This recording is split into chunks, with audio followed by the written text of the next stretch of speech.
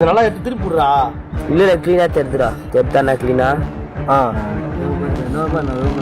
நானும் சும்மா சொல்றேன்னு நினைச்சதுல அப்பா. பார்த்தா பூ பிரியாணி சாப்பிடலான்ட்டு வந்தேன். புழுவா இருக்கு. அது ஒரு நீட்டான போர்ஷனே கிடையாது. ஹோட்டலாண்ட போயிட்டு நான் கேட்டேன். அவங்க சிறந்த ஒரு பதில் கொடுக்கல நம்ம கிட்ட. அதுக்கப்புறம் வந்துட்டு ஒரு 6 டைம் மேல நான் வாங்கி எடுத்தேன். இந்த இடத்துல வந்துட்டு நம்ம ஃபுட்டு தெரியலன்னா இப்ப குழந்தைங்க சாப்பிடுவாங்க, வயசானவங்க சாப்பிடுவாங்க. ஆனா வந்துட்டு ஃபுட்டு தெரியல. அந்த கடையை வந்துட்டு ஏதாச்சும் ஒரு நடவடிக்கை எடுக்கணும். இதெல்லாம் வந்துட்டு சீல் வைக்கணும்.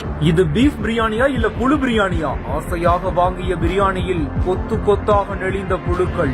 சாப்பிட்டவருக்கு நேர்ந்த சோகம். விழுப்புரம் மாவட்டம் மேல்மலையனூர் அடுத்த தாயனூர் பகுதியைச் சேர்ந்தவர் தான் சந்தோஷ்.